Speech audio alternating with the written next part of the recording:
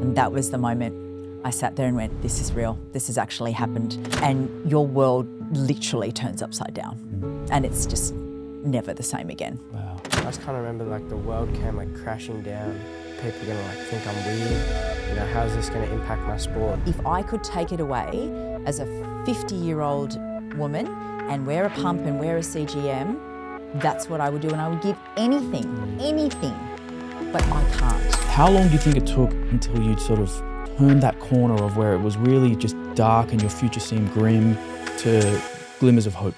Well, I think two choices. I can either fight it or I can either like learn to embrace it and then just try deal with it as best as I can. So this is just something I just got to carry with me forever. When I first met you guys, you were literally half the size you are now. I could tell straight away that you had clear goals. Like you were driven as like a young kid. How old were you at the time? 12. Huge goals for a 12-year-old. Like you'd already mentioned you want to be one day playing in the NBA. Where did that come from, that love for basketball? The most important thing that I've noticed is that, you know, me from where I was to me now is like a huge change.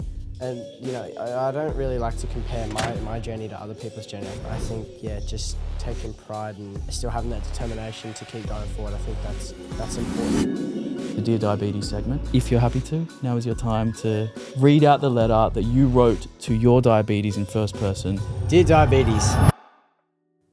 My guest today is Tyson Dale and his mum, Kirsten. Tyson is a former client of mine turned friend and little brother. And by little, I mean in age, not stature.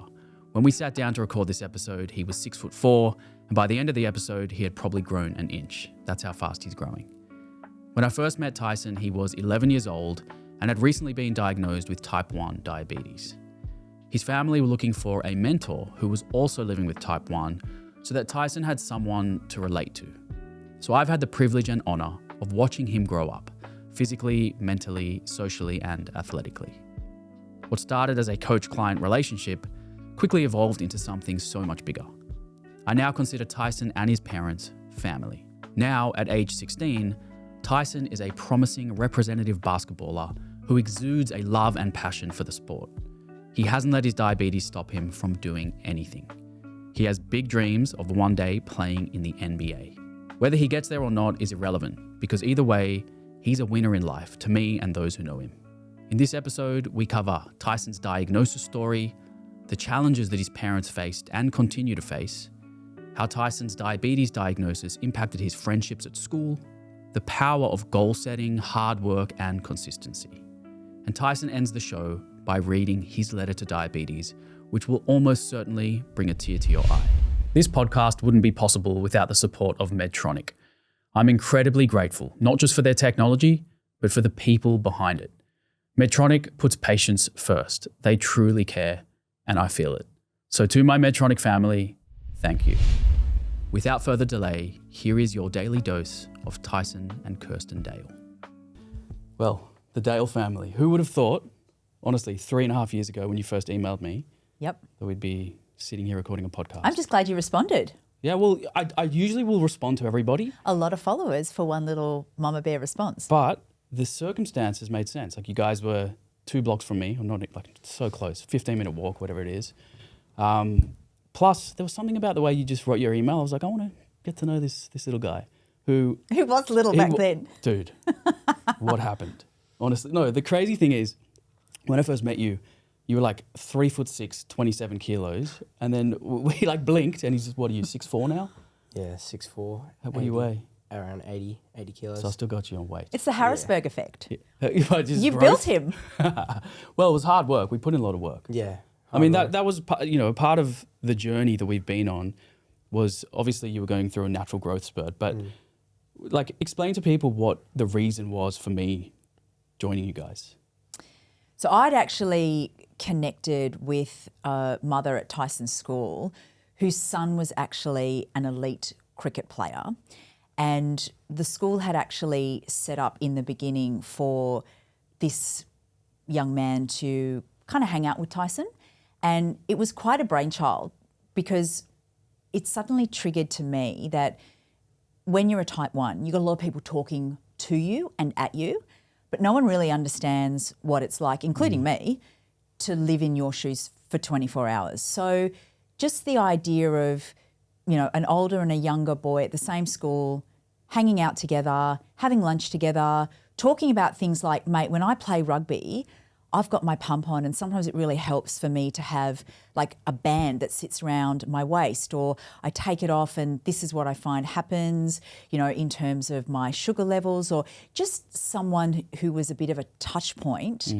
And his mother actually said, I follow this guy called Drew's Daily Dose, Drew Harrisberg. And I went, you know what? Like, I just might send you a line. And that's actually what happened. And I'm such an Insta dinosaur that I did old school email. And then when you responded, I was like, wow, actually. So obviously there was something there that just connected. Yeah, exactly. And then I think when I first met you guys, so I came over to your house, we sat down in the living room kind of like this. You were literally half the size you are now. But I could tell straight away that you had clear goals. And like you were driven as like a young kid. How old were you at the time? I would have been 12. Or 13. No, I was 12. Really? I think it was January 2021. Yeah, so 12. Wow. Okay, so 12 years old, and huge goals for a 12-year-old. Like you'd already mentioned you want to be one day playing in the NBA. Like you just had this love for basketball. Where did that come from, that love for basketball? I think it all just stemmed from my cousin, to be honest. I remember we just had one evening when we were over at a family dinner. I said, mate, would you mind like coming outside and playing basketball with me? And then, we shot around for 20, 30 minutes and I just fell in love and something just like clicked. And then I was like, this is just what I want to do. And and you were confident that you were going to be like 6'8" one day. Where did that confidence come from? He just knew he was going to be this tall basketball player and it actually happened. It's like you manifested it. Yeah. Although your cousin is how tall? 7 foot, something crazy? Something like that. Yeah. There is a bit of a strong baller gene in the Dale side of the family. But you were a cricketer at that stage. Yeah, I was big into my cricket. Like, I was going down to the nets, like, batting, bowling 2 hours a day, like, just having fun with it. And at one time I thought, like, I want to play first cricket and see how far I can go with cricket. And then, just that one night, everything clicked. But just going off you said with that, like, kind of confidence, I guess, growing up as a kid, I was always a really confident kid. And I think kind of having a really good support system for me kind of enabled that, because I knew that, like, even if I failed, I'd have people like supporting me and helping me back on my feet. So that confidence just, I guess it's always just been there, and it's all kind of come from having a really good support system in my mum and dad. Yeah, I think... And I think after Tyson's diagnosis as well, because Tyson's passion has always been sport, whether it was soccer, cricket, and now basketball, the new normal, the normal part was always sport. So for us, sport had to be the constant. And even when Tyson came out of hospital, the first priority was make the first day back at school and make the first Saturday in your sport team. So that's when you came along, because I think also, to my husband's credit, he was very much into the gym back at school in the 80s when kids weren't really into the gym. It was something that your mum did when she dropped you off from school. And Brad's philosophy is very much learn the right way the first time. Yes. And that's what you did with Tyson. You worked with him to the point now that it doesn't matter where he goes around the world or, on tours or whatever, he can walk into a gym and take what he's learnt from you and do a program for himself and know that he's confident with those basic blocks that are now more complex. Yeah, our program it wasn't anything really like special or different. It was just foundational. And he had a little 11-year-old, 12-year-old's body. Honestly, like I've got an album in my phone of Tyson over the years. With your consent, we might overlay something on the YouTube. It might be here right now. We'll see. But I've got this album where I've just seen him like evolve and grow. But a lot of it is workout footage, and we just did foundational stuff. Like my entire mindset with you was to give you the confidence, as you say, to be able to step into a gym anywhere in the world, if he's part of a team, your home gym, wherever you go, knowing that you can move safely and effectively and feel confident in your ability to like get stronger, get bigger, and understand how to formulate your own program. But I think the foundational work was just, as you say, it was like the first building block to then you go into clubs, you learn new things. But I feel like a lot of coaches jump too quick and they see a young kid who wants to be an athlete and they try to take them from 0 to 1,000. But I think a strong foundation is everything. But well, you need to avoid injury as well, because once you're Right. injured, you're never the same again.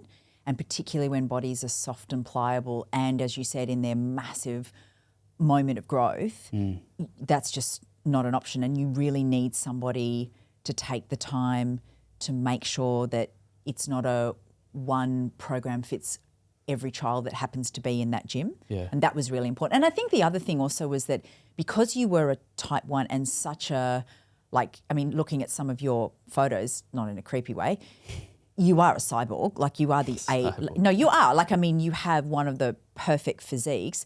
No one would ever know you're a type 1, ever. Yeah. And that's where I thought it was great for Tyson, because you can also talk about how you manage things pre, during, post workouts, which was all still very new for us. Right. And it's not until you start to understand the patterns Yes. and what happens. So, for example, after Tyson's done a game or a big workout session, I'll tell you 4 hours to the minute, we'll have a hypo. Right. So now we're able to do understand things those like, patterns. you know, decreasing basal rates for a few hours and that. But we didn't know any of that. Yeah. So you guys could sit there and talk about that and start to map out. And as a sports scientist, you could also start to understand those very particular levels and, Right. you know, how Tyson was going to react. Because, again, every type 1 reacts None of us differently. knew. That's the thing. No, So even we didn't. As a coach in that position, do you remember, like, before every workout, I'd have like a note on my phone. I'd have like a checklist. What is your blood glucose? When was your last insulin dose? How much insulin on board? Where are the jelly beans? Like, we're just setting up the environment to be safe. And then we'd check during the workout. And I'd just log it all in my notes. But obviously now the technology pretty much does it for you. But back then we had to do that because none of us knew, like, how your body would react to different types of training. We were like we were learning on as we went. But let's rewind. Okay, so let's go back to 10-year-old Tyson. I'm assuming that's roughly when he was diagnosed. Just after I turned 10. Just after you turned 10. 11. 11. Yeah. Everyone's got a diagnosis story and everyone's is a little bit different with some similarities. Take us back to the diagnosis story. How did it all unfold? How did you find out you had type 1 diabetes? So it had just become, I was in year 4, or year 5, sorry, I was in year 5 at the time. And it was that June, July kind of like 3-week holiday. And then we were going to Hawaii for a week. And we were sitting in this, like, the departure lounge. And I remember I was just like, I felt so out of it. Like, everything felt like off. And I said to Mum, I turned to Mum and I was like, something's not right. Like, I need help. And Mum was You like, actually said to me, we shouldn't get on this plane. Something's wrong with my body. Wow. Which is quite interesting. And now I get goosebumps a little bit because to be that aware of your body, I now realise that you can't dismiss when a child, even at 11, says something like that because they actually know. What were you feeling at that time that made you say that? I couldn't even tell you. It was just kind of like this, like, almost feeling. out of body experience, to be honest. Like, You- and when your I say symptoms are- that, like, it was just like everything just seemed to like stack on top of each other, like day by day, just slowly like getting worse and worse and worse. It was a bit insidious, actually, I think, at the beginning. Like, it was things like getting up in the morning, Mum, I feel sick, or Mum, I've got a headache, or Mum, my stomach's a bit off, or Mum, you know, it feels like my veins or my muscles are stinging. And he was also going through a huge growth spurt.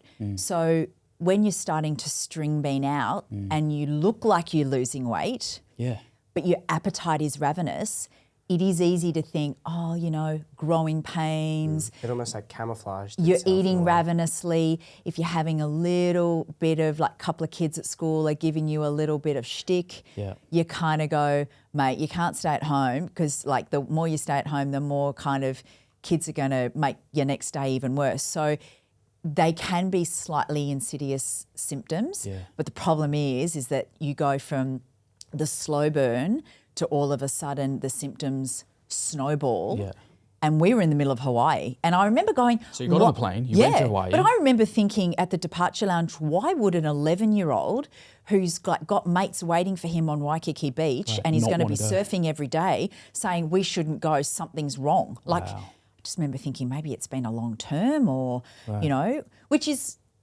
a little negligent on my part. But then I look back and I think... easy in hindsight. Always. Problem is you don't know any better at the time. Like, No, you don't. Right. no one, it's not like it's something that people, type 1 diabetes isn't something that people like talk about a lot. Like, unless it's something that directly affects you or like a family member, it's not, you know, a prominent conversation for people when it comes to their health. Especially the signs and symptoms. Like we know them so obviously now, but if you've never heard of type 1 diabetes and you didn't know that when you're undiagnosed there are these signs and symptoms, you don't know what to look for. And as you say, some of those signs and symptoms overlap with other conditions and, you know, and you don't when know. that peak diagnosis age group is around 11, 12, 13, there's so many other things happening to their bodies at that time that you can easily dismiss it for old-fashioned growing pains or you're starving Marvin because, you know, you are growing so much. But by the time we were in Hawaii, towards the end of the holiday, Tyson was losing. I actually started to weigh him every morning because he would be losing weight, like I'm talking close to like 3/4 of a kilo, but he would have 2 breakfasts and then 2 lunches and he'd go for a surf and come back like a smashed crab and pass out for like 3 hours. Yeah. And then at dinner, he'd like, again, be eating an abnormal amount of food. Probably as much as I eat now. But the weight's actually now stripping off because you're at that point where, you know, your body's got no more fat to burn and you're starting to burn muscle. And I remember about the second last or last day, I looked at him at the beach and I actually took my breath away. I actually, you know, we're talking bones sticking out, knee bones. People were looking at him as though, I think there's actually something wrong. And I called the doctor and I said, we need to come home now.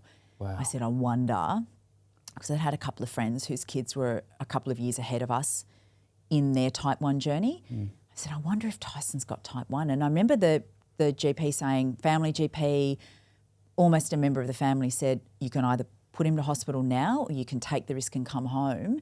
But, you know, if he goes into DKA and goes into a coma on the plane, like they probably won't turn it around. And the poor kid was so sick, like, you know, and of course then as a parent not knowing what's going on, you're standing at departures with a Starbucks, like fully sugared iced tea going, just drink this, you'll feel better. And then like, you know, as you're throwing up going, now don't look sick because they won't let you on the plane. I remember just sitting there in the plane, just like a cat on the curtains going, please, please, please. Yeah, wow. And when he turned up at hospital, Children's Hospital, the nurse basically just smelt his breath and she didn't even need to say anything and just triaged him straight away. And she basically just said, it's type 1 and did his ketones and his ketones were just off the charts. Do you remember what the blood glucose was on diagnosis? In the 60s? Yeah. Whoa, in the 60s. Yeah. 60 millimoles, which in milligrams per deciliter, I don't know exactly, but it's multiple hundreds. Like that's, you know, it's 10 times we the were normal just range. so, I reckon he just times. had, at that point, he had battery acid running through his veins. Like, I mean. So did you feel exhausted in Hawaii? Were you able to like play sport and have fun or was it just lethargic and... Well, he did, but then he'd come off an activity, as I said, like surfing and slept for 3 hours. Right. You're like, what's going on? I think with me, I mean, obviously it was kind of like that period was just like a blur, to be honest. But I just remember, we were by the pool and next to the pool there was this like water refill station. And I just remember like in 10-minute intervals just going, filling up 300 mils of water, chugging it, going back and forth, like, you know, 20 times, like, and if that even a little bit more, just like filling water and chugging it up, like, and it was just. And like, you were was always crazy. a bit of a camel as well. Yeah, I never drank. Never drank. Oh. So it was So like, that was the other thing. Went from drinking nothing to like drinking litres every day. and then having to like go to the bathroom like 10 times, like in the space of a few hours, and it was just, I couldn't even explain it. It was just like this, it's a weird experience. Like unquenchable thirst, waking up in the night to go to the bathroom all day, tired, hungry, like those are the signs, and weight loss, of course. So you get back to Sydney, it would have been probably the scariest, how long was the flight? A few hours of your life? 9 hours. 9 Yep. hours. You get back here straight to the hospital. Yep. Put him on a drip with insulin and everything like that, Yep. or so. And then, how long until you sort of found your feet and were able to go home and integrate into normal life? I was in there for 5 nights. And do you remember it? Like vaguely, it was just like, I just kind of remember like the world came like crashing down, and I think the first thought, and it's in my letter, it was just like, you know, are people gonna like think I'm weird? Like I'm gonna be different than everyone else. You know, how's this gonna impact my sport? Sport's all I want to do. Like it's what I wake up on Saturdays just wanting to play sport, and I was like, is it over for me? Like, am I gonna have to watch everyone while I just kind of suffer? And I just felt like everything was just kind of flipped on its head, just uncertainty. And what was the conversation like with the doctors and nurses when they delivered the news? Like Tyson, They delivered it with the bear. Okay. Everyone gets the JDRF bear. Okay. And it's got the pad that lets you test, like start to understand how needles work. And that was the moment I sat there and went, this is real. This has actually happened. And your world literally turns upside down.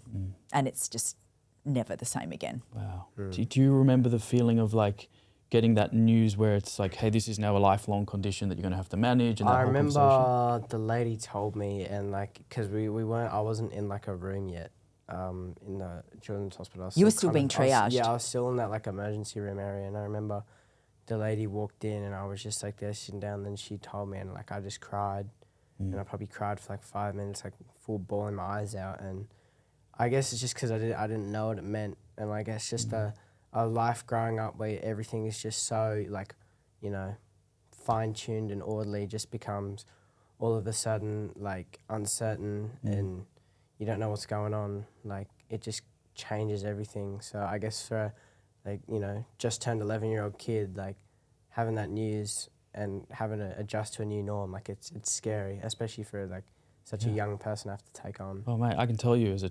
22-year-old, I found it extremely hard to come to terms with. And I also cried for, you know, the first night, I literally cried myself to sleep. Yeah. It's like you're mourning the loss of your previous self. You have to sort of get to know the new person, re-identify with that person, which can be, some people take years to sort of understand who they are with diabetes. How long do you think it took until you'd sort of turned that corner of where it was really just dark and your future seemed grim to glimmers of hope? Well, I think the thing was that, and I feel like a lot of people with diabetes can kind of empathize, is that you kind of detest the diagnosis. Like you just don't want to like agree with it, and you just want to push it away, and you're like, no, that's not me. Like that's not who I am. But I think, and credit to mum and dad and everyone like at the children's hospital, like they were really supportive, and it was just like turning the page, and I was just like, I have 2 choices. I can either, you know, fight it, or I can either like learn to embrace it and then just try deal with it as best as I can. So I'd say that change to kind of embracing it was pretty quick, and I think within those kind of 5 nights, 6 days of, you know, being in that hospital, I think I really kind of had a moment of just like being, this is just something I just got to carry with me forever. But I think in terms of like coming to terms, like living with it, I really don't think it kind of set in for like, you know, 3 to 6 months, because then you kind of get that consistency of having to repeat those steps that come with having diabetes for like, you know, day in, day out, like week in, week out. And I think when it just become that repetitive process of having to do stuff and those 1% things that other people don't have to do, I think that's when it really kind of set in, and I was just like, I'm just going to have to cope with it. And what about from the perspective of parents, so yourself and your husband Brad, what was the mindset like when you found out the news and then that transition period from hospital to home? I think, and I can't speak for everybody, but I do think in terms of the male headspace and the female headspace, women have been challenged with a lot of health issues for a lot of their life, whether it's falling pregnant or whatever. So you tend to be thrown a lot of this stuff a fair bit.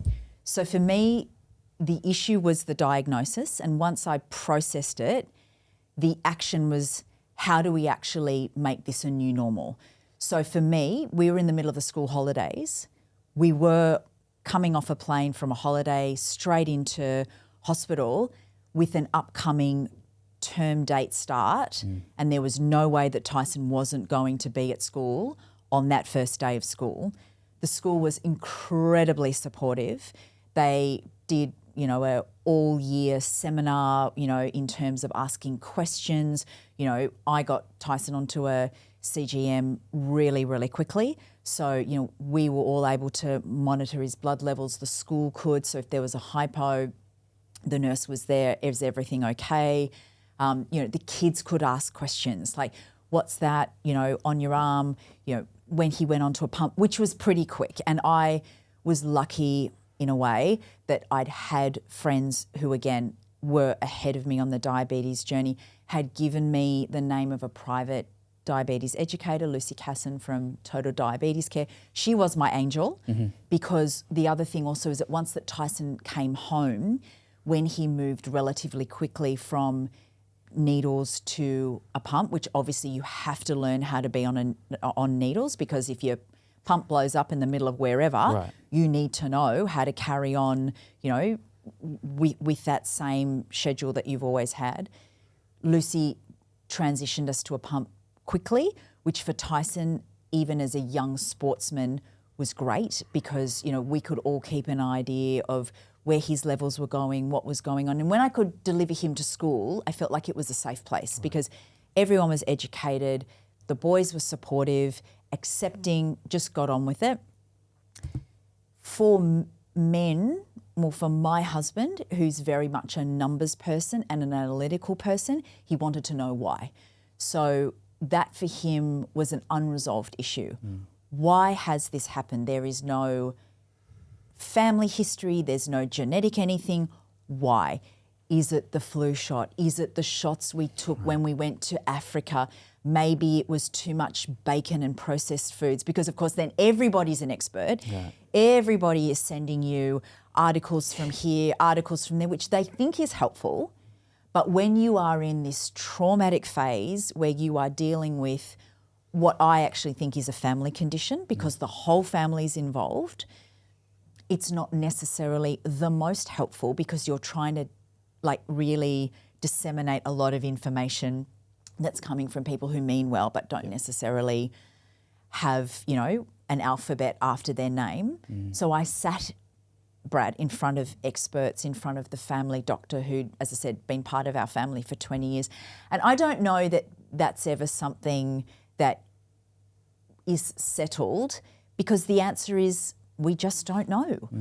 So sometimes mulling over that doesn't actually solve the problem. You actually need to work with as many people as you can, get a village as quickly as you can to recalibrate and pivot and make their normal a new normal, as normal as possible.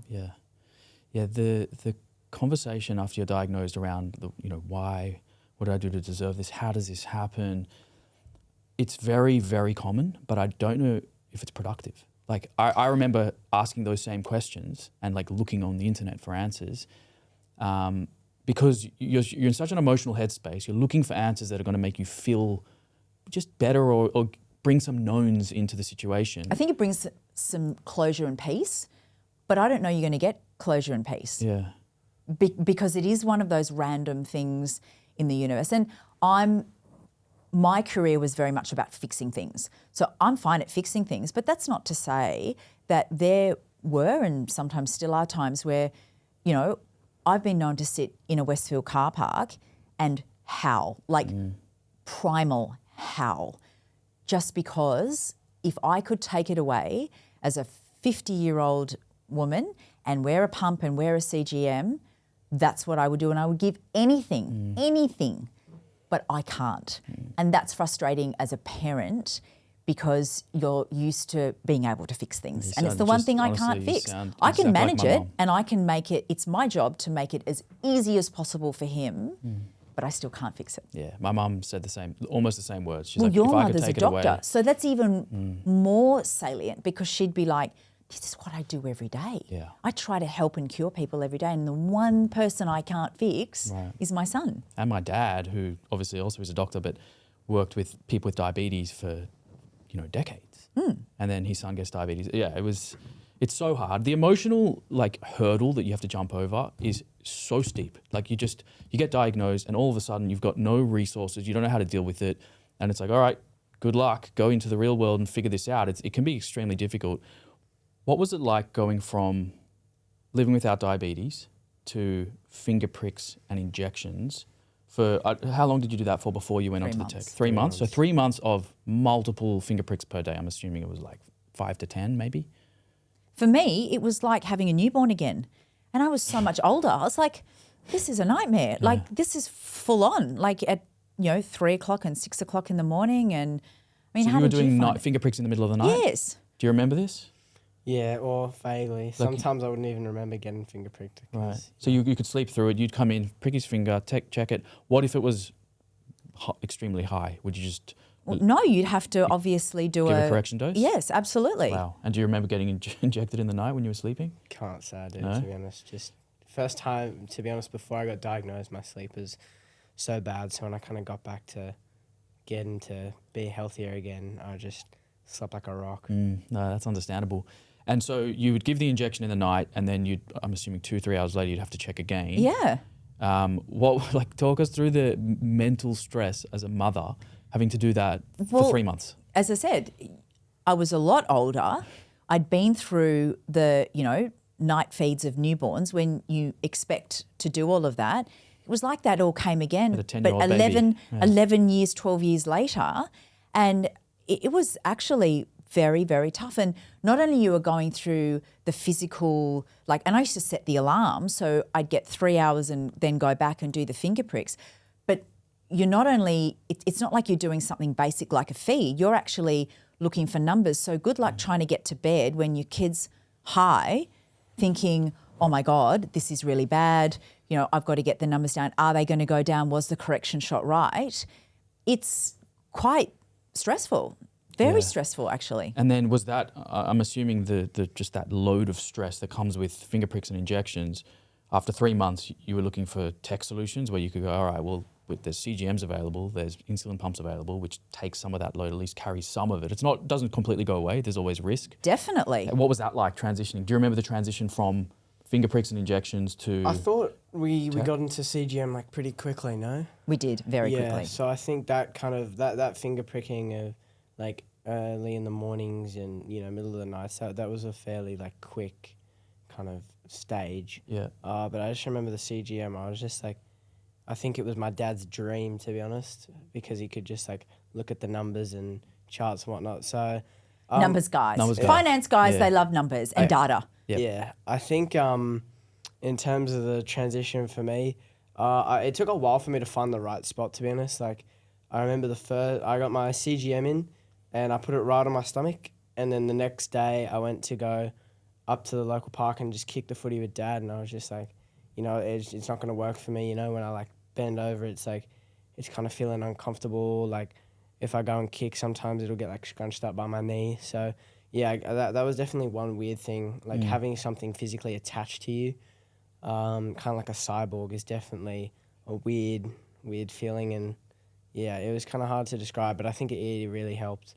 Was there a psychological barrier to sort of get through in terms of being attached to a device? Or were you okay with that because you knew it was helping you? I was okay with it. And I guess, an 11-year-old kid, with all due respect, is not the, smartest guy around. So, But you're quite compliant. Yeah. Yeah.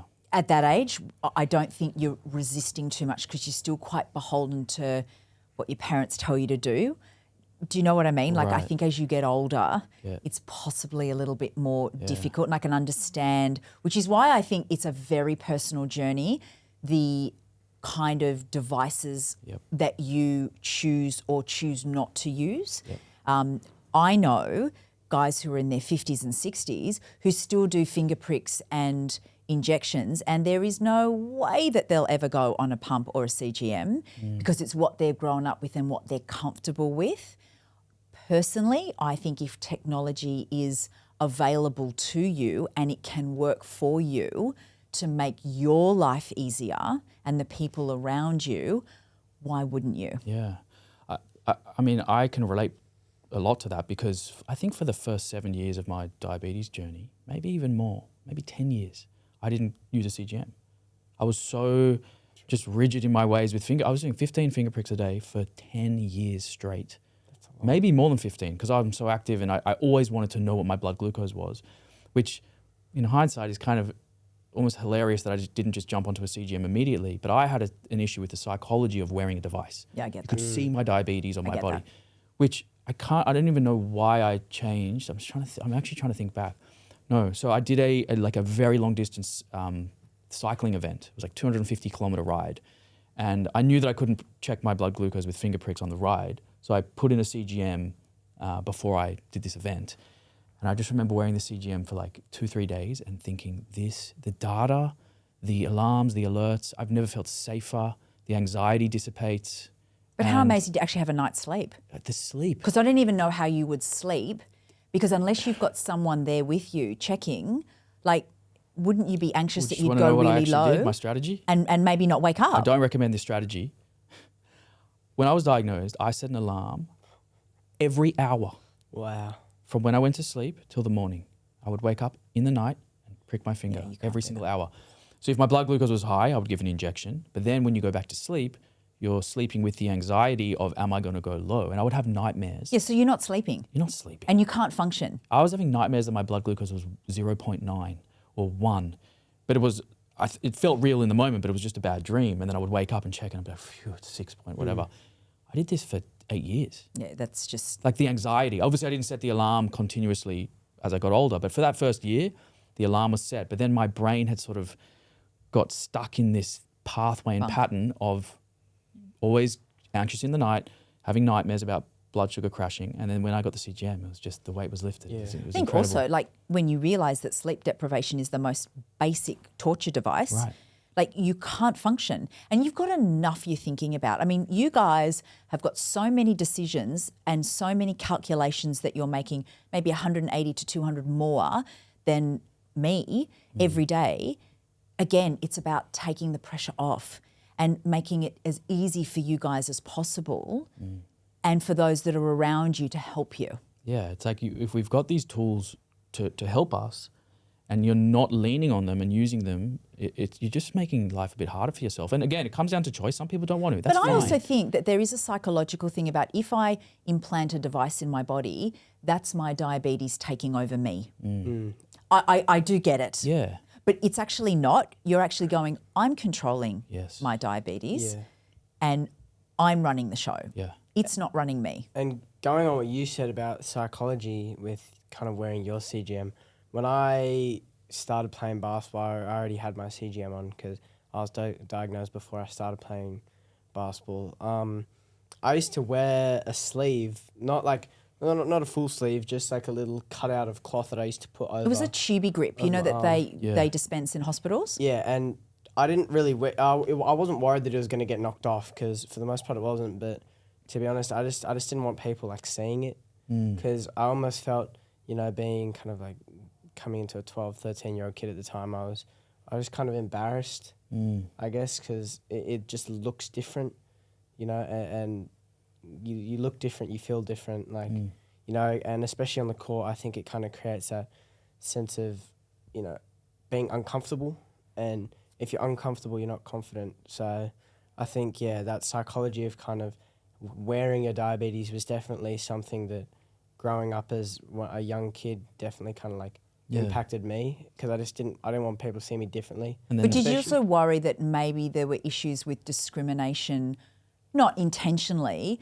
by coaches or other guys sort of saying, you know, if there's two, one is and one isn't, I'll probably take this one is too high risk, this one might not perform, they may like pass out from a sugar low. Did you ever feel that? That's a really good question because when I was younger, we always had that kind of conversation. So growing up, like I made my first rep team when I was 14, and my biggest concern was that coaches wouldn't pick me because I'm diabetic, and that kind of put me in that grey zone of like, you know, if he can play, but there's another player that's just as good, this one has strings attached to it, so I'd pick this guy because you know, he has nothing to worry about. Like, I might have to play this guy, but then he might have a sugar low, so he has to sit out, and then that's, you know, a burden on my team and like a burden to win. So I used to cover it up like in trials because I just didn't want coaches to know. And then I'd tell them after they picked me, which it might be a little bit secretive, but like coming from a point of view now, like it makes sense as to why I did it, because, you know, it just felt different, and you just don't want to, you know, have the feeling of not wanting, like, people not wanting to pick you because you're different. So yeah, that was another reason I wore it over my CGM. Yeah, that's interesting, because having just sat down with Jack Perkins, a supercar driver, type 1 diabetes, Paddy McCartan, Rod Kafer, they all said the same thing. In particular, Jack was explaining the same thing. He felt like he was a potential liability, and if he could hide it and people wouldn't see his diabetes, he may still be able to race. So for the first few years, he actually hid it from the racing, you know, organization. They didn't even really know. What about at school? Like, just, you know, off the basketball court, but just general, you know, being around your mates. How did they take it? What was the conversations like around there? It was pretty good, like, to the most part. Like, credit to a lot of those boys that were in my year. Like, a few people, like, popped to mind, and they were just, like, they were really supportive. I think they were educated too very early, weren't they? And I think it was just kind of like, again, having that, like, really good support system. And just, like, you know, just good people. Like, if someone treats you differently because something happens to you, then they're not a good person, you know what I mean? Like, You did have idiot comments. I mean, I remember one, like, it was around the time of COVID, and like one of the boys turned around to Tyson and said, "Mate, put your mask on in case you sneeze and someone catches diabetes." I was like, I mean, you're an idiot. But I mean, it's the easiest thing. You know, it's something. Yeah. You know, like whether it's diabetes or someone's got an issue with someone who's got red hair or short or tall, or I mean, it'll always be the easiest thing, and it usually comes from the biggest muppet in the room. You know. And I think in saying that, like, you know, everyone does it to everyone. Like, everyone has something, like, unique about them, whether it's, like, you know, me being diabetic, someone being short, someone, you know, maybe not being the best looking bloke. Like, and I think that just comes from, like, immaturity, I guess. Yeah. And I'm accountable of it too, you know. I've been a kid, and, like, I've gotten better with it as I've gotten older, but, you know, I don't think everyone's perfect, but I think the most important thing is you just, like, you can't take it personally. And you become very resilient. Yeah, you can't, you kind of got to have it be like water over your back. Like, you just got to, you know, laugh at it. If it's in a joking way, like, laugh at it. If it's in a sinister way, just be like, yeah, you know, hero. I mean, I think at one point some of the boys in one of Tyson's school team were calling him Bionic Boy because of the CGM. It was sort of like a bionic little device that was implemented. And that was kind of like in an affectionate kind of way. Because sometimes the best way to deal with the elephant in the room is to not make it awkward by kind of affectionately Sprinkle some humour into it. There you go. Yeah, I think it makes a big difference. I also think that when your mates probably see you, like, owning it and being kind of like, I imagine there was a point where you stopped hiding it, you were kind of just proud to wear it, and if people asked you questions, you could just answer the questions. That makes it easier as well, because you're bringing people in. Otherwise, if you're hiding it and you're ashamed of it, I think it makes it a lot harder. I did that for years. I was hiding it. And, like, even today, like, you know, sometimes mates at school will just, like, you know, have a little jab at it, make a joke. And I think the most important thing, especially, like, for kids, like, with diabetes, like, no one's going to understand what it's like to be you. So I think the most important thing is just, you know, just don't, like, worry about it. Like, people who try to get those little kind of jabby comments, like, you know, they're insecure, I guess. And, yeah, you just can't let those things kind of, like, take you down, because that's when it starts to get, like, self-conscious, and, you know, it's just there's bigger things to worry about than what people are. Like, people are always going to talk about you, like, whether it's good or bad. And it's not your problem, it's their problem. Yeah, it's just how you react. Did you as a family have this conversation around potential bullying or potential picking on and how to deal with it, or was it just a natural evolution? I think it was one of the first things we talked about, just because, like, you know. And I think that's why I was very adamant about inclusion, about talking to the school and getting that education out there, and to your point, not making it a secret. So let's talk about the pump, let's talk about the CGM. Questions opened. And like in year 5, some of the questions were, can you catch diabetes? Like, what's happening? Like, but it just, you clear the air, like everyone's open forum, let's just talk. You kind of, a lot of the mystery and the clouds all kind of get dissipated. And then it's like, oh, okay, well, he's got type 1, let's just get on with it. Right, he's the guy with type 1. That's right, it, okay. I had one of my schools, we're done. Yeah. Kids, initially when there's a change and something's a bit different and you stand out, they're going to prod you, as you say, and sort of jab you a little bit. And then once it becomes normal, they move on. They forget about it. I mean, Tyson changed schools at the end of, at this year, and he'd been at his school for 10 years and then moved to a new school this year. And I don't know, I think there was a little bit of concealment.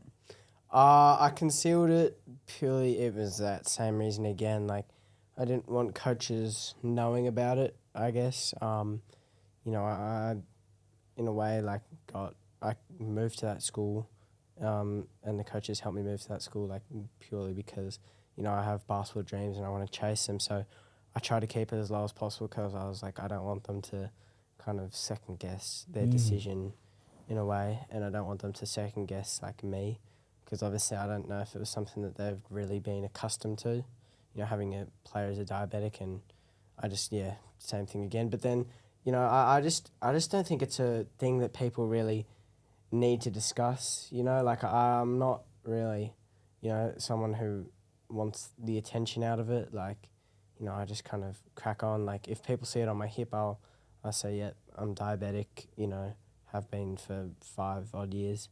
Like, not too much about it. I just have to, do a little extra before I eat food, and that's about it for me.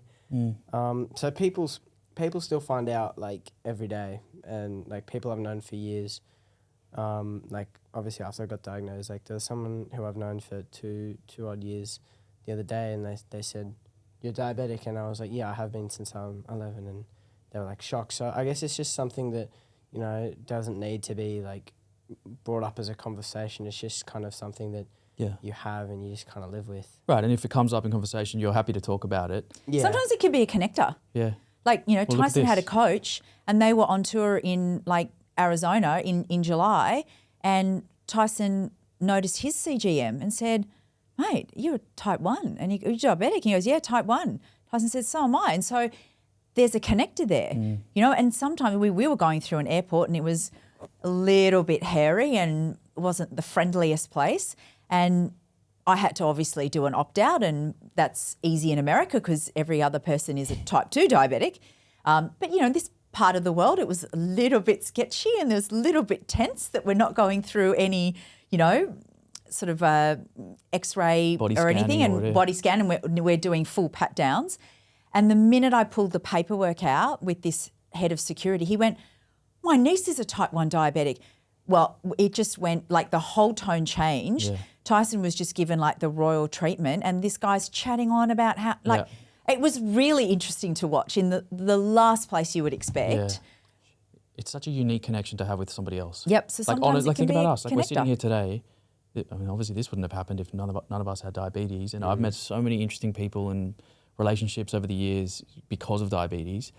Let's go back to, so we start our journey together. We've got this, our journey was interesting because it started in the gym, but it kind of evolved into more of like a mentor, big brothery sort of thing. Like, we'd go out. And I'm not sure you thought Tyson was in for the long haul. I don't know that you thought that he was going to finish. I didn't doubt it, but I wasn't confident that he would be so. Which is fair enough for an 11-year-old boy. They have big talk. Yes. But when it actually comes down to, I mean, adults are the same. We pay personal trainers to go away. Like, no, we do. They turn up to your front doors, like, can I just pay you to go away so I can go back to bed? 100%. The compliance of that relationship, coach to athlete relationship, it's everything. Like, if you can't adhere to the program, you're just not going to get the results. You've got it. The adherence piece is actually probably the most important. Even if the program's not perfect, the adherence piece is everything. You were so driven from day one, but it was we had to learn a lot of things from the start, right? Like, you had, I'm definitely going to overlay some of the videos that I've got. Sorry, mate, with your consent, of course. No, good. Is that okay? Yeah, it's all good. Mate, like, you were you know, the 1 kilo dumbbells were heavy for you at one point. Yeah, I remember I was rowing, what was it, 4 kilos? Yeah. And I mean, you just had nothing you were wrong 10 with years that, old, obviously, like, beginners. But to see what we ended up doing, so we you know, multiple times a week in the gym, I'd occasionally pick you up from school, we'd go to the basketball facility just around the corner here in where was it, Alexandria or Redfern or whatever. When I was younger. You know, go up to Christensen Park, shoot hoops, like, you know, we were just immersing as sort of like this brother relationship, which was really fun for me because I don't have a brother. You're an only child, you don't have a brother. So it was kind of like we were, you know, it was fun. It was actually very enjoyable.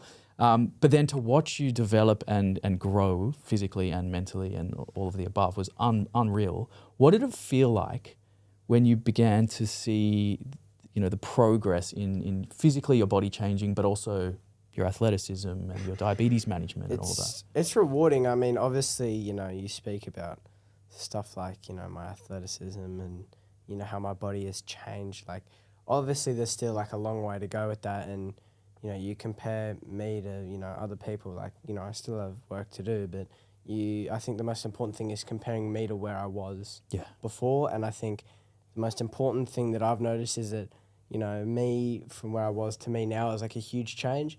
And, you know, I don't really like to compare my journey to other people's journey. I think that's the most important thing. Like, yeah, I agree. You know, you can say that, you know, you might not be the biggest, you might not be the strongest, you might not be the most athletic, never going to be the tallest.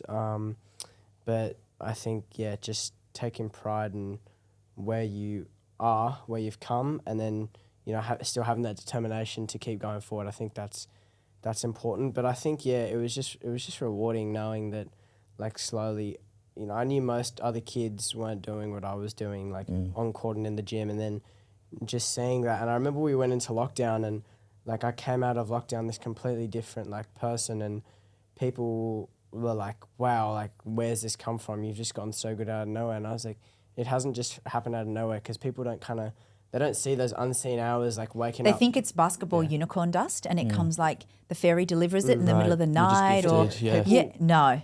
People don't see those unseen hours of like getting up before school early when you don't want to in the freezing cold, getting out and training, you know, in the backyard, up at school before like the cleaners are even in, the lights are on. Right. Like, you know, I remember when we had online school, and, you know, during my lunch I had an hour, and we used to do an hour gym. Yep. Like, I just had to run up, get gym done, and then run back down for class. No one was doing that. Yeah, that's for sure. No one was doing that. They were all playing, you know, video games, playing Fortnite, all that. So I remember like documenting, like, because obviously when you live with diabetes, it's so data driven. It's so objective. You get numbers, you can see trends and patterns. We documented the whole thing in terms of like, we'd measure you on the mirror to see how tall you were getting. We'd write the date next to it. We were trying to touch the ceiling to see your vertical jump. And like, you could probably touch it with your elbow now. And back then, you know, you could barely get off the ground. Yeah, I can. Yeah. Some of the weights, we had some fun in that gym. We also got in some trouble with your old man. Some very good silly moments. Games, silly Again, rewards. I've got some evidence, which I might not actually share of that. Maybe not. The hole in the wall in the The ceiling. hole in the ceiling, that was my fault. What was something you did something? Brad, Threw the silly dumbbell games. rack with the barbell. That's Drop right, the barbell on right. the dumbbell rack. But I mean, we just had fun. And I think that when you get diagnosed with diabetes, it can seem so serious and scary, and it is, but you can always sprinkle that fun back in. Yeah. And Which is why also I think you need to, as I got older in my life, I realised that you recruit people to surround you that are experts in what they do. And you do need a village. And that's why your relationship was so pivotal, because not only were you, for want of a better word, his PT, you were also a mentor. You were connected to him, but not emotionally related. Yeah. And the other thing was that you guys could sit and talk type 1 when you wanted to, or like one really sweet moment where you guys are both hypoing, and it's like, I'll trade you a couple of glucose tablets for a few jelly beans. I'm like, oh, bless. Like, but it's stuff like that. Like, you need that connector because, as I said, no one understands what you guys go through except for the both of you. Yeah, and I think... So you've just got this multi-layer connection, which is really important. I was going to say, I think that's like really important as well, especially like on mine, like having you as that mentor growing up, like it just made it easier because, you know, you kind of, when you're first diagnosed, you kind of feel like you're the only one. You're kind of like almost stranded alone on an island. And then you meet someone who's kind of been there, done that, like, But you're also and is both able to guide goal-driven. you. Yeah, and I Very think- goal-driven. Yeah, same kind of headspace with it.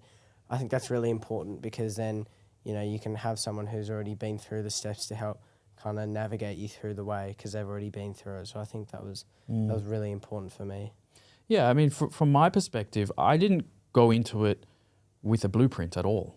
For me, it was be myself as I would manage my diabetes around you and hope that you would be a sponge and pick things up. And if you wanted to talk about anything, we would talk about it. And I think in the beginning, it felt like this transactional, like I'm here to be your mentor. And then it just turned into a friendship. And then I would come watch your games on weekends because I wanted to. And now we have dinners together. Exactly. And we go out for dinners. And I gave you a haircut during COVID. Oh my God. Again, we'll put that on the screen. Yeah. No, mate. So you obviously commit yourself to training and the gym. Tell us about your basketball evolution. Like, so you end up obviously becoming a rep basketballer with huge goals. What are your? Let's talk about dream goal, long term. Where do you see yourself?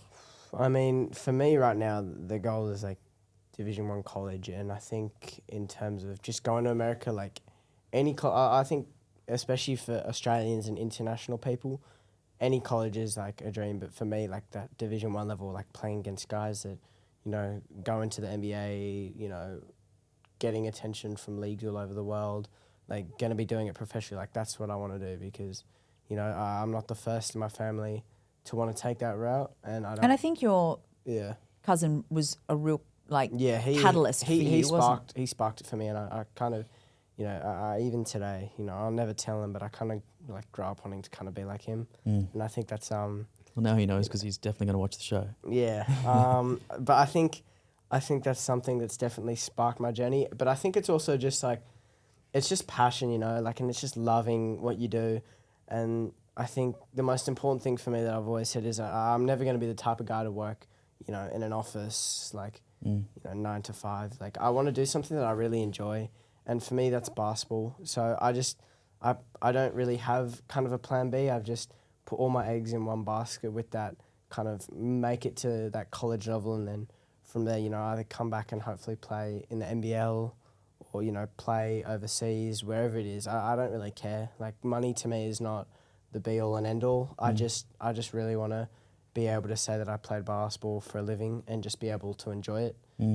So yeah, it all started when I was 12. Yeah, and I started in my school where they had year 5 and 6 together as a team, and it went from the A's all the way down to the H's. And I was probably one of the biggest kids there, to be honest. Like, and I was put in the E's, which is like one of the lower teams. So I was like considered one of the worst players there pretty much. But I didn't really mind, to be honest. Like, I just really enjoyed playing it.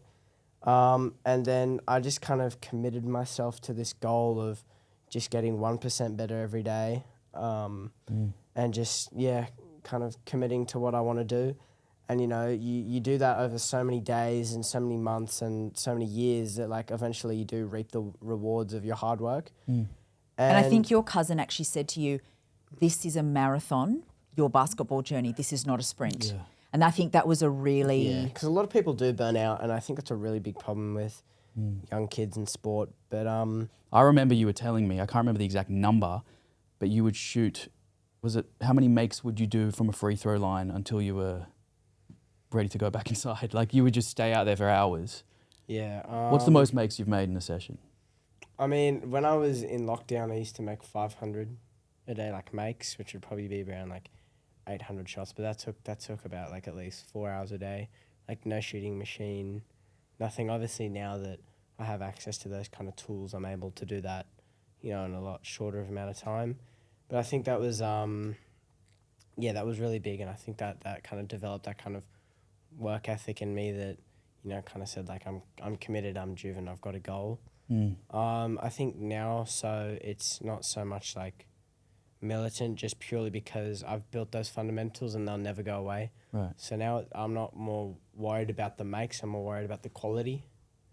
So for me, that's definitely like what's happened the next step. But yeah, I think that kind of that work ethic, Yeah. being young, I think that was something that's really I mean, aided me. what I'm trying to sort of get at here is a few things. Number one, where does that come from? Like your internal drive is tremendous compared to the average 10-year-old or 11-year-old back then.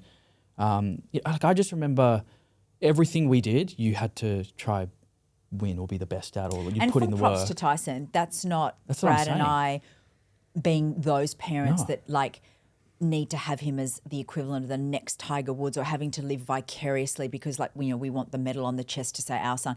That actually came totally from Tyson. Yeah, I know. And we were there to support. I mean, I've been there when you were like, almost like, come on, mate, you've been shooting for 5 hours. It's dinner time. But you Yes. would I just, remember, yeah. he would just be So Yes. many, the amount of times that mums kind of shouted, even just texted or called saying, where are you? Like, I'm waiting in the car. Right. And I'm like, oh, I just got to get some more shots up really quick. I'll be and there it in pays 10. off because from the games I saw, your free throws were insane. It's probably one of the best parts of your game at that point. I don't know how your game's evolved now. You're a bit older. What are you, 16 now? Yeah. So this was a couple of years ago. I do remember there was a game. I hope this doesn't put salt in the wounds, but do you remember there was a game where you had a shot to win Yeah, I missed. and you missed? It was a local league game on a Friday night. We were playing against a pretty good team for a local comp team, and obviously I was still pretty raw.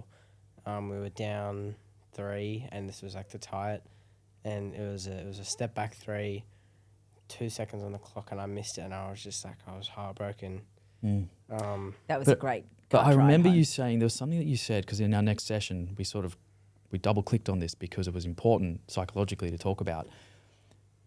You had a moment in that game where it was like 2 seconds, 1 second, and your mind went to, I hope I don't miss this. The car ride home is going to be Yeah. not fun. And we spoke about mindset. Like our goal for the next like few months was mindset and body language, because you sort of felt what it was like to let yourself down and let your team down, not win the game, when you had this moment that you could be this glorious moment. How have you changed since then? What is your mindset now if you were in that position?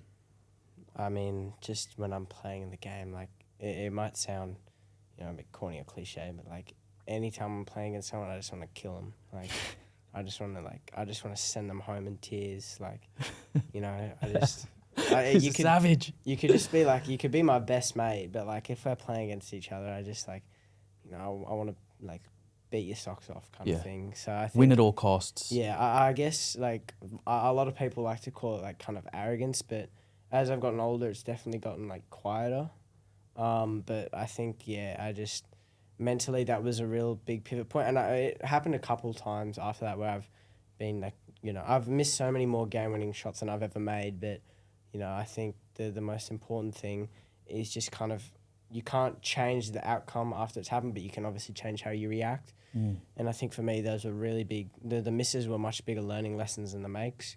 And more so mentally than physically. Like I can get up all the shots I want in the world, spend, days and nights in the gym, but at the end of the day, if you don't believe you're going to make it come that game situation, then, what's all that training for? So, I think like as I get older, kind of the work I've put in kind of like is what makes me confident.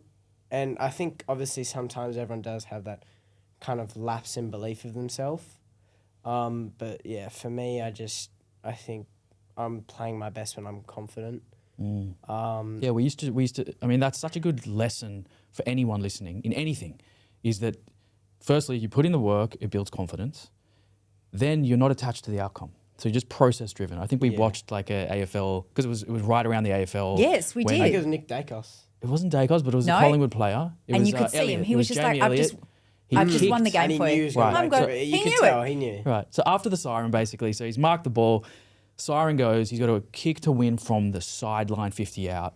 And It was against Essendon, I think. and And he just- Essendon fans were on the sideline just like bollocking him. Yeah, behind him, in his ear, and he just knew.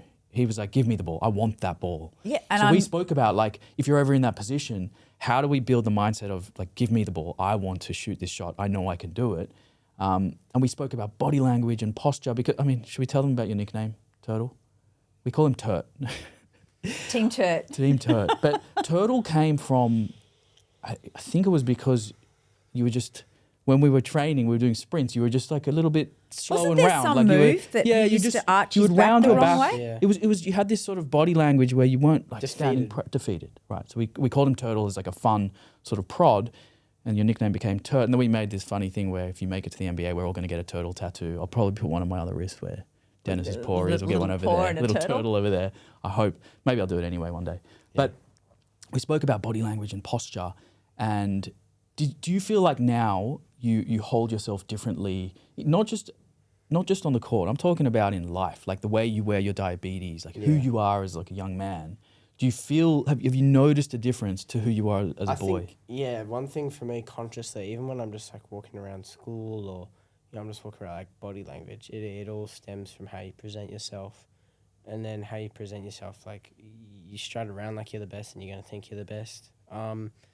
So yeah, I just kind of always try to have that good body language because like you said, that was something I definitely had to work on as a younger kid. And it was subconscious, like I didn't purposely have bad body language. It was just something that happened, and then that's ultimately going to affect your game, because your mental headspace is so much of how you play. Yeah, in any sport. Like if you're sitting on the bench and you're curled up and you're like sucking your jersey, you look defeated. That was one other thing he used to do. Hey, the jersey suck. Hold his jersey in his teeth. Still do. You still do it? Yeah, I don't do it like, I do it when I get frustrated. Like I'll have an example. So yesterday I had team training and, I was like in warm-ups, I was like shooting well, couldn't miss. And then we were scrimmaging up and down the court. I could not make anything. It was like there was a lid on the rim. And I remember like it was probably my fourth miss in a row. I come down the court and I just like, my hands just like bang, just like slap my hands. Don't shout or anything. And then the coach stops the training and he's like, you can't shoot stressed. You gotta shoot. You gotta shoot with an open mind. And then I think that's, in the moment you just kind of brush it off, but then like I look back on it now and it was only a day ago, and I think it's actually really important because your mind plays such a big role. Your mind's like linked to your physical ability as much as you don't want to like believe it. Like, you can have all the assets in the world, but if you don't tune those with your mind, then it's not going to mean anything at all. So yeah, I think mental kind of like your mental headspace is big. That makes me think of a quote. I'll probably butcher it. People say, I'll believe it when I see it, but it's really, I'll see it when I believe it.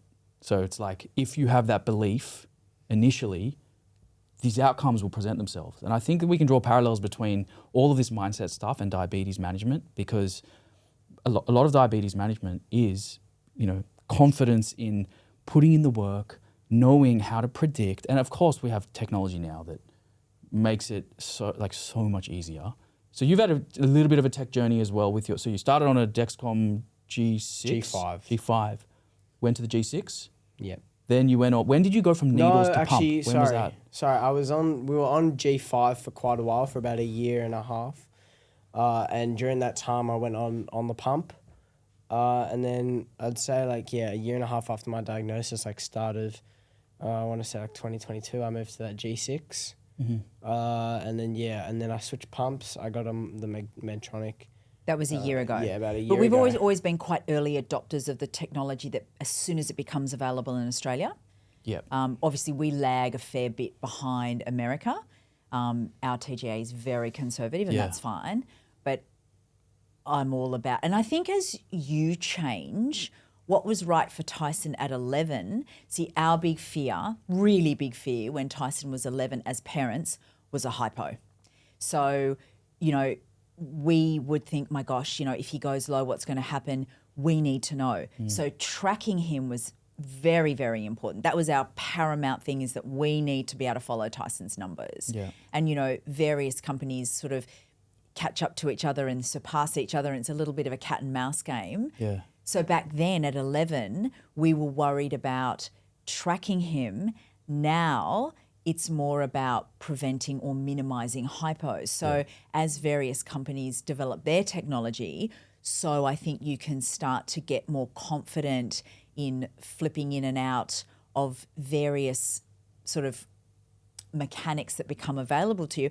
And for example, if we go on a summer holiday for a week, Tyson might decide that he wants something tubeless, so that, again, doesn't matter how confident you are with your diabetes, you actually just might want a psychological break from having an infusion on your abdomen. Right. But also I don't know it's a bad idea to give your body a break in terms of preventing that scar tissue for 7 to 10 days just to give your abdomen a break. Yep. So like, he'll put like, a tubeless pump on his thigh just for 10 days. Yeah. So I think you become, again, even more confident in managing like your technology and what's working for you at that time. And the consumer choice, like we actually do have a lot of options now. Absolutely. It used to be like just a handful of things, but now there's all these different kind of, I mean, the technology, the pace at which technology is changing is incredible. And I think the thing that I used to find quite frustrating, again, people trying to make you feel better but not really helping, was saying, with all the medical research, they'll find a cure, to which I was like, do you know what? I don't live in rainbow and unicorn land.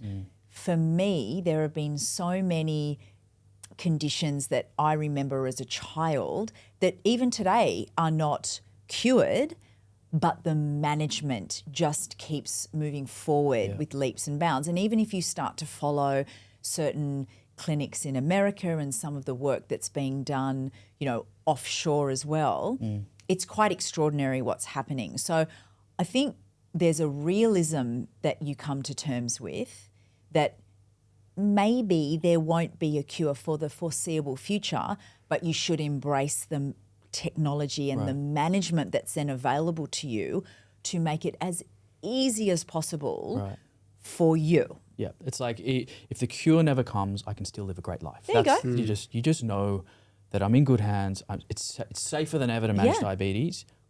Clinical outcomes are better than ever. And unlike other diseases which might be degenerative, this is not. Our pancreas is as degenerated as it can get. We're rock bottom. Yeah, we just use the technology where we can. What was clinically, what were the differences in, say, HbA1c and average glucose when you transition from needles to a pump and a system that sort of is a bit more there was CGM definitely an improvement.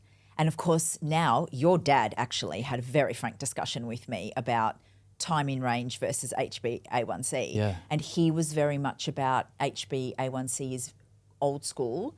Don't really worry about that. It's about time in range. Yeah. And what I have noticed, your dad just planted that nugget of wisdom in my brain. What I have noticed is that Tyson's time in range has become exponentially better. Yeah, wow. Especially in the past year since I've flipped to Medtronic. Especially in the past year. Like I think most days I'm sitting at least like 85% in range, and then you have a good day, like it's 95 to 100. Wow. And Tyson isn't good with change, and that's me as well. I don't like change. I'm the classic, I like things as they are. I like everything in order. When there's a shift, I get anxious. But it was Lucy Casson that actually said to him, Tyson, you will find that by increasing your time in range and the improvement in the HbA1c, but mainly the time in range, you'll find your performance as an athlete will increase and improve. And she was actually right. Wow, that's so interesting. Did you notice, obviously we were trying to figure out strategies in the early days of like, what do we want his blood glucose to be before a game and before training? Because the body responds differently to training in a game based on adrenaline and the environment that you're in. Your position's more intense. Well, whatever. cold and heat. Cold and heat. That's So when we were in Arizona, it was a very comfortable 48 degrees Celsius during the day to like a freezing 33 at night. Like I've never experienced anything like it. Yeah. We could barely keep Tyson above 4. I think I was spending about... So the cold was... No, the heat. The heat, okay. The heat. I was Right. being sarcastic. No, because some people have the opposite. Yeah, I know. This is what's so weird about diabetes. Everyone's experience is so Some individual. people find that the cold, they're running low all the time. Other people find the heat makes them run low all the time and vice versa. And especially like having 2 trainings a day in the scorching heat, even when it's air conditioned, like it does not matter. Like I think I was spending 25 to 30% like hypoing. Like the amount of Gatorade I was churning through was probably definitely like not safe. Like it was. Well, it was safe in the moment because it was keeping you alive. Probably about like 4 bottles a day, I'd say. But there were Like those days where 600 he's mils. like, he would go on a temp basal for hours, like not just 4 or 5, but like 12, 15 hours because we just couldn't keep him up over that 4 threshold. So you've got the insulin sensitivity from the activity and the training, plus the heat's doing something as well. And it's like these stacking, like layer upon layer. So how does the Medtronic pump keep you, more higher time in range compared to before? What is the algorithm like? It's the algorithms. Right. So I just think it's superior, So it's vastly correcting superior. if you go above a certain number that you decide is the number that it gives autocorrect. Yeah, but I think it's just like I couldn't really explain it. It's just easy to manage, easy to like take care of, and I think it just. And it works for me as well. Yeah. Being so active, like it works for me. Like it's small. It sits on my hip. Like I don't really notice it throughout the day, and then when I play sport, I just take it off and put it back on. Like it's a pretty seamless process for me. Yeah, it's interesting how, because I'm a little bit, as you were just saying, I'm not afraid of change, but when something's working, let's keep it working for as long as I can. And that's when you get older as well. It's comfortable. Which is why the 55, 60-year-olds that I know that are still on insulin pumps and prick tests will never change because they like that. And I get that. Yeah. Whereas probably when you're younger, you're better at change. Yeah, you're better I at think pivoting, right? I also think it's important to truly take an honest look at whether the technology will aid your long-term Without a outcomes doubt. or if it won't. Because there are people who are stubborn, don't want to change, but they're actually really hurting their long-term health. I've known people who have said to me, oh, well, he's only had 2 or 3 hypos where I've had to use the glycogen pen this year. And I'm like, what?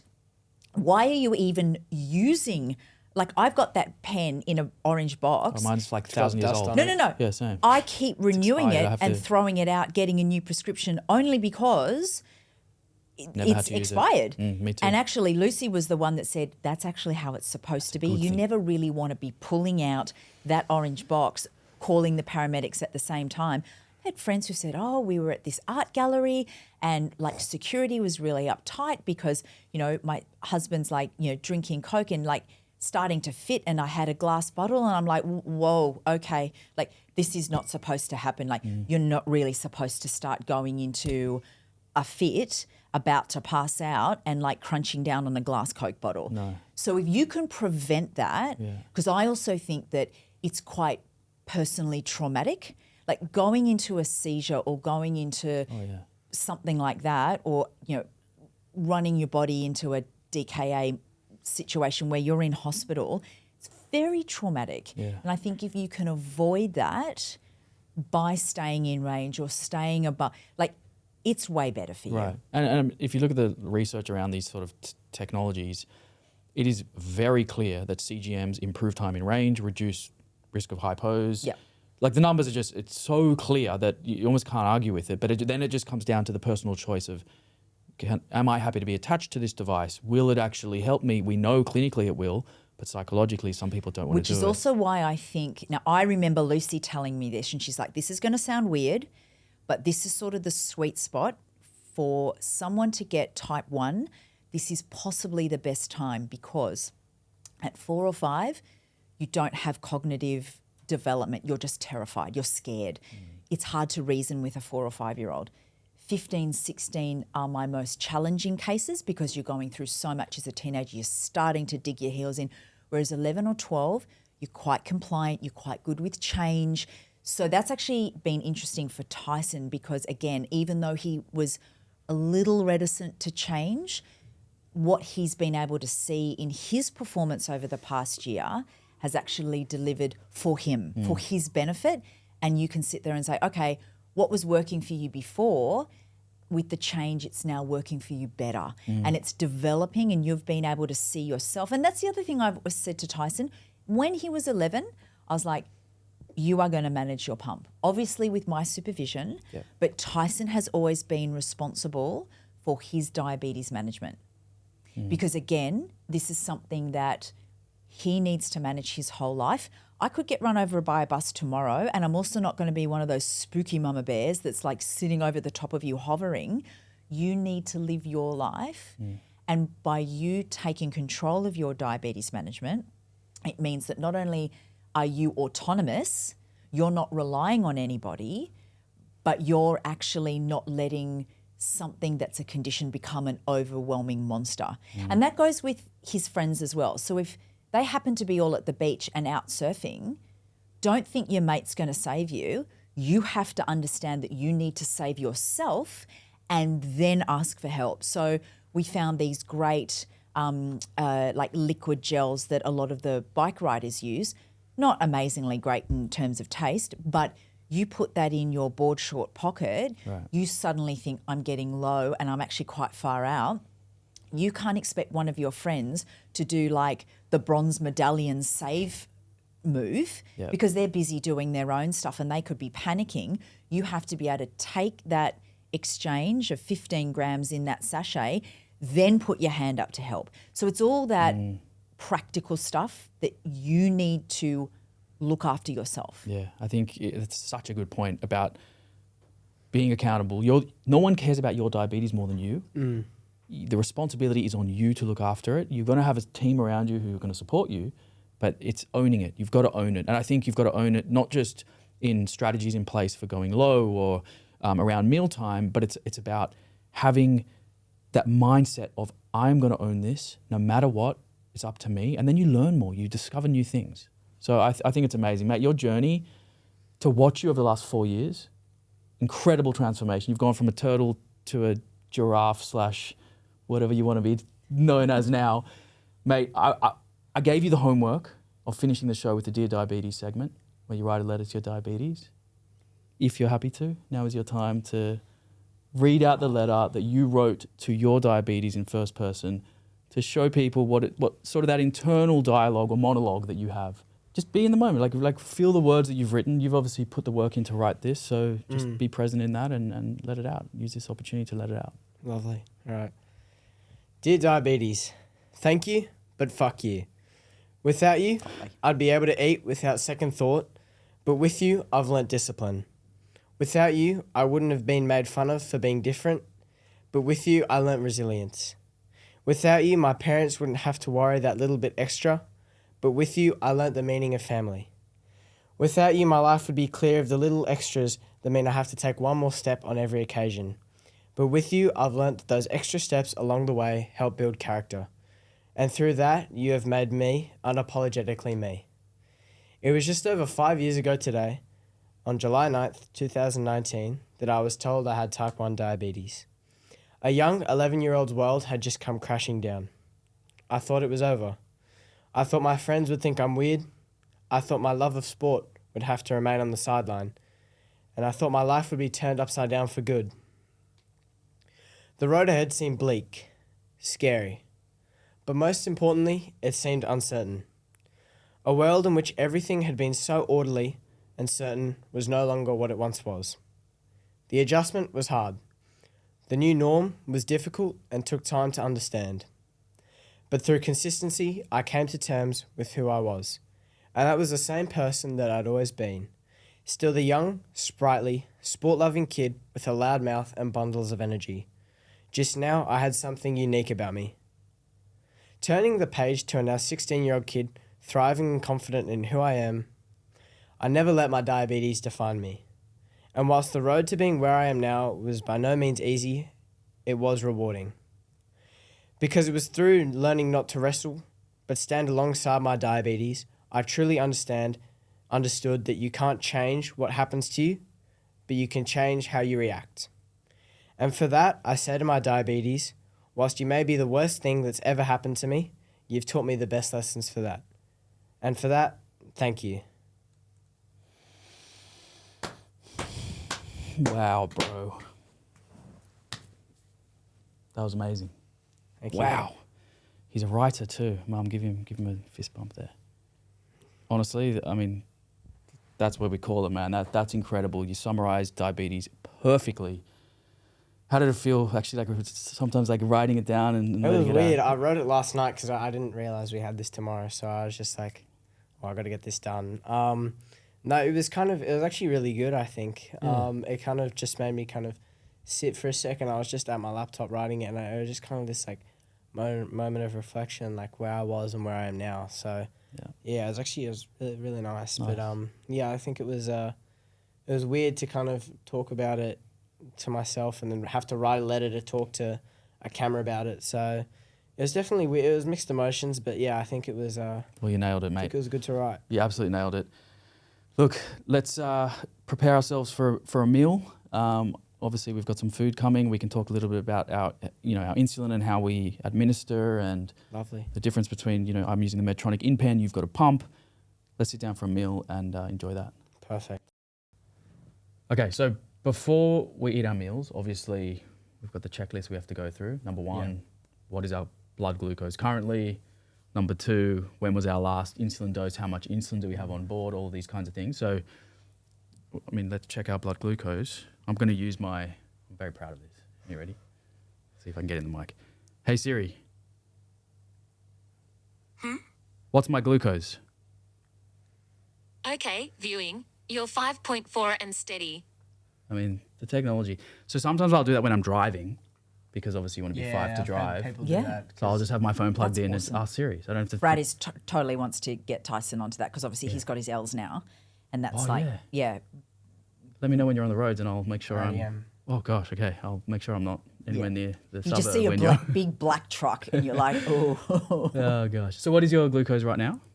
Mine is 6.7 and flat. Lovely. And when was your last insulin dose? At about 11 a.m. Okay. for a protein shake. Right. So when you look at a bowl like this, ours are a little bit different. How do you calculate how much insulin to give? What's your insulin to carb ratio? How do you do it all? So for me, my pump already has it like all preset, and that's given to me by Lucy. Yep. And so yeah, I put them in, and then it just kind of regulates it. So whatever time it is, it'll just give, the appropriate like insulin to carb ratio. Okay. So you'll tell your I'll pump tell it how how many many carbs. grams of carb. So how do you decipher the grams of carbs in that? Well, luckily Fishbowl they put the amount of carbs so okay. on. Yeah, and it was 40 grams. So Okay. yeah, it's pretty easy. So I just. So you plug in your 40, and then do you usually wait before you eat, or do you just sort of go straight in? I mean, Good luck with that. Yeah, it's really touch and go. Like especially in the hard. mornings, like to wait when you're so hungry. yeah, especially in the Constantly. mornings when you have breakfast. Constantly hungry. Like when you have breakfast and you're getting ready for school, like you don't really have like, it's not really in the front of your mind. Like Right. you just bolus and go, and then you eat. Like But don't- you are notorious for the post-breakfast spike. Yeah, But that also comes from That not is, pre-bolusing long Correct. enough.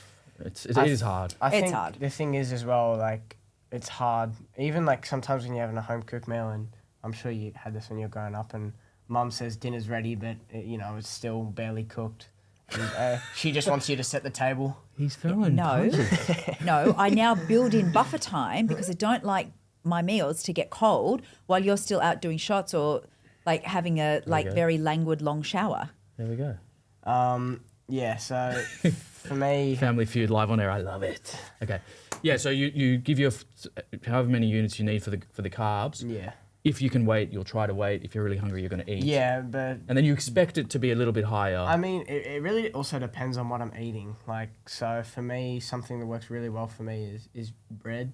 Mm-hmm. Like that's one of my favorite foods to eat, like sourdough. Like predictable just blood with some glucose response. balsamic and vinegar, and that's just like, it's just easy to eat every time. Like, I know what it's going to do to my bloods. Like, I know it doesn't affect me too much. Yep.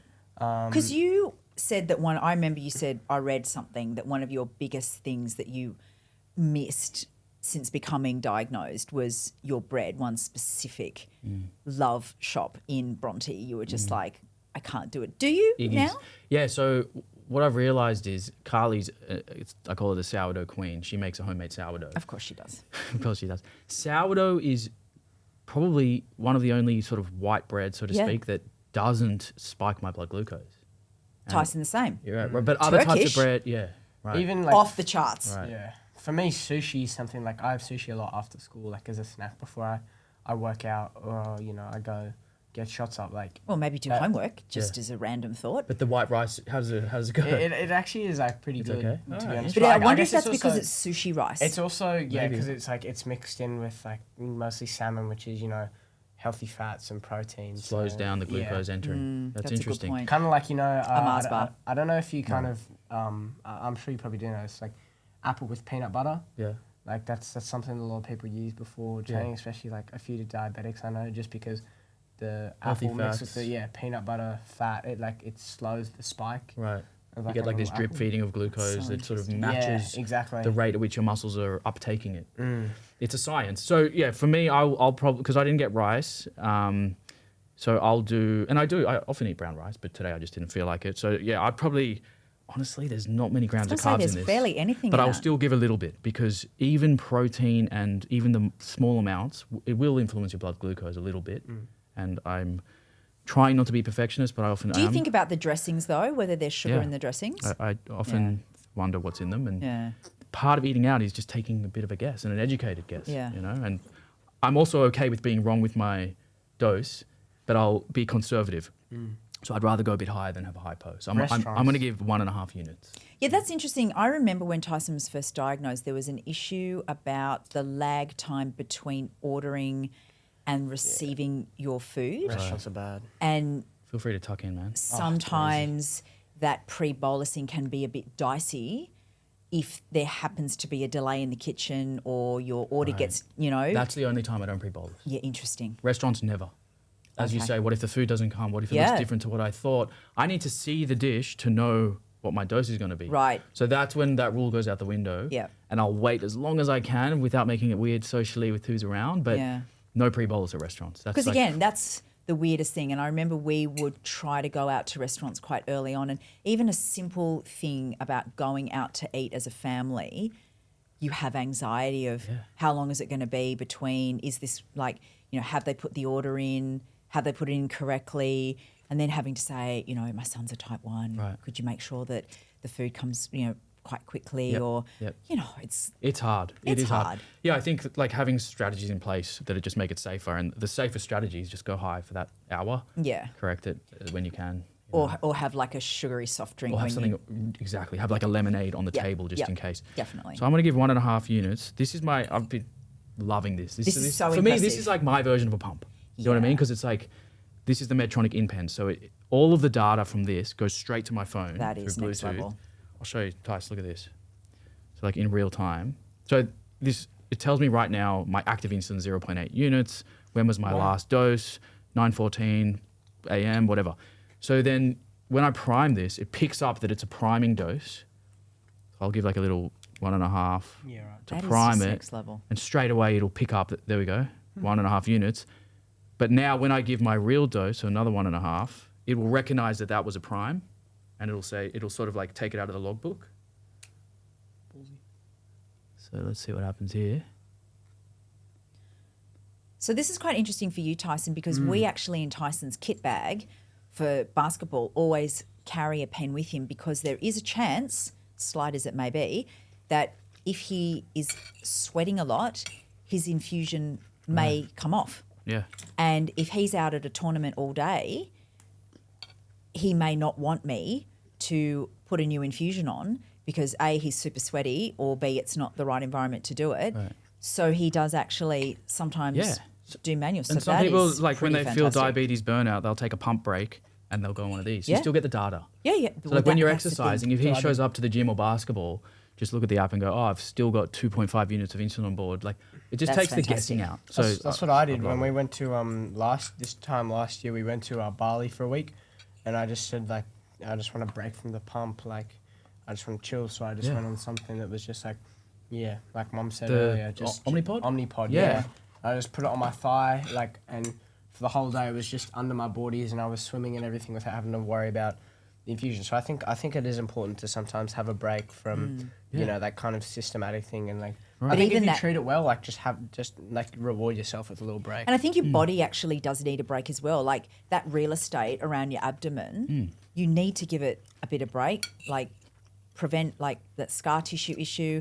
But that pen takes it to the next level. Like now the old-fashioned pens look really clunky, Yeah.